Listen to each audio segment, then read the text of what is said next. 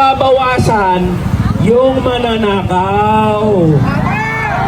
Pag sinuspende ang value-added tax, mababawasan yung pondo na ipamumutmod ng mga politiko. Ang malaking kaginhawaan na gusto ng mga ordinaryong Pilipino, ng mga manggagawa at magsasaka, suspindihin na yung value-added tax. Pero ang problema, ganito mga boss wala na raw magagawa sa presyo ng bilihin. Wala na raw magagawa dito sa presyo ng produktong petrolyo.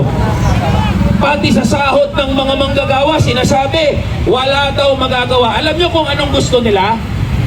Ang gusto nila habang buhay, bigyan na lang tayo ng ayuda. Gusto nyo ba habang buhay, puro ayuda?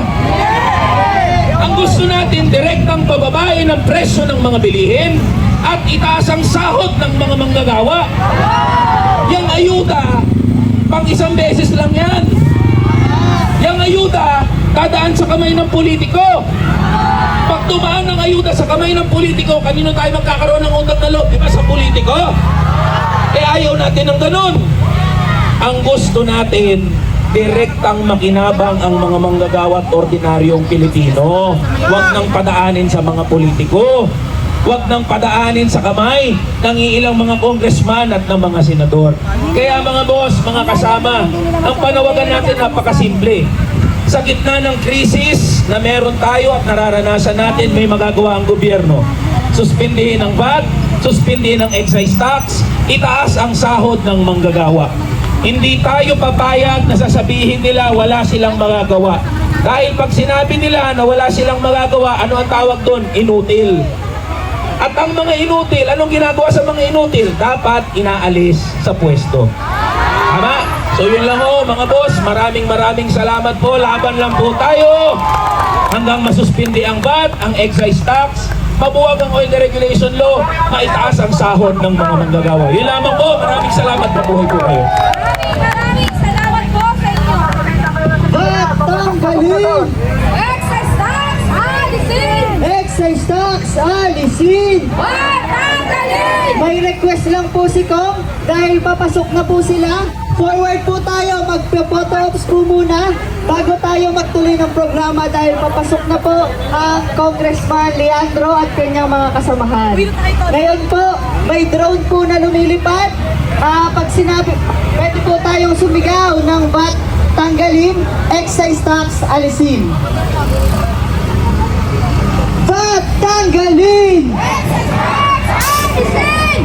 VAT tanggalin! Excise tax, alisin! Excise tax alisin! VAT tanggalin! All the regulation law, ibasura! Ibasura! All the regulation law! Karapatan ng mamamayan! Ipaglaban! Ipaglaban! Karapatan ng mamamayan! Sahod itaas! Presyo ibaba! Presyo ibaba! Sahod itaas!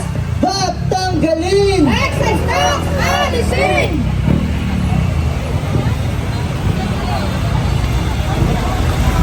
Balik po tayo sa ating hanay. Hindi pa po tayo tapos. May dalawa po tayo huling tagapagsalita bago nating tuluyang lagumin ang ating pagkilos dito sa harapan ng ating kongreso. Ngayon mga kasama, sinsinin ang ating hanay, itaas ang ating mga panawagan. VAT tanggalin! Excise tax, alisin! Excise tax alisin! Maraming salamat po sa ating mga kongresista ngayong araw na dumala upang magbigay ng kanilang suporta sa laban ng mga mamamayang Batanggenyo. Inaasahan po na mga Batanggenyo ang inyong lubos na pagmamahal sa amin at ang inyong wagas na pagtatrabaho upang paglingkuran ang sambayanang Pilipino. At ngayon naman po ay tinatawagan po natin mula sa unang distrito rin ng Batangas ang ating Kapitang Marlon Limbo.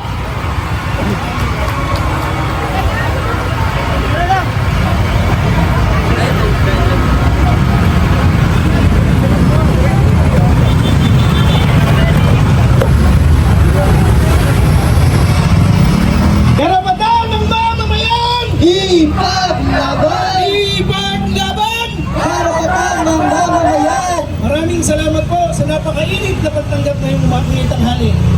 Nakakatuwa kung pagmasdan na ang mga taga-unang distrito ay narito ngayon upang ipaglaban ang ating mga karapatan.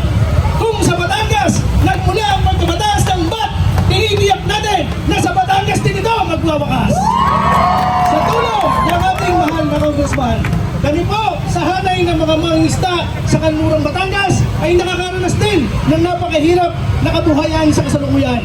Banta sa aming kasiguruhan ang ngayong batas na nasa Supreme Court na kung saan ay tinatawag nating Mercedar ruling na kung sakaling magiging batas ay magiging hadlang sa karapatan ng mangliit na mangista na gamitin ang 15 kilometrong municipal water na dapat sanay sa mga municipal fisher folk lang.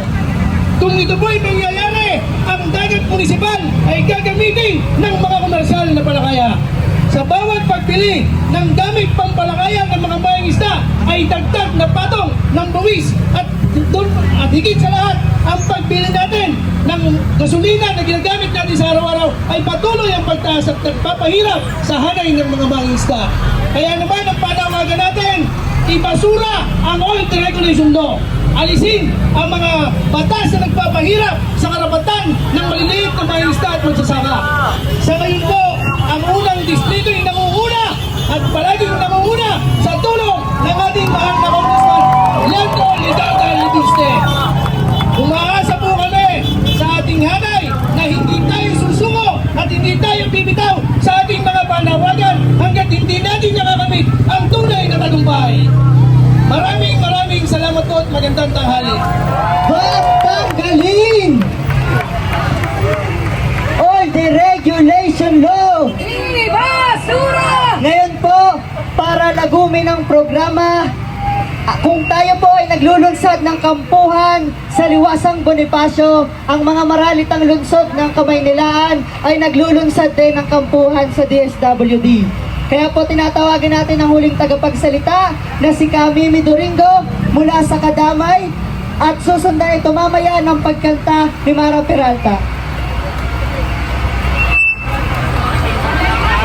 Po sa lahat ng mga kababayan natin mula sa Batangas.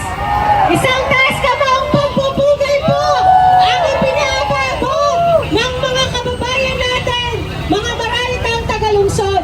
Tama po, nagkampuhan kayo sa Liwasang Bonifacio, magkakampuhan kami sa DSWD.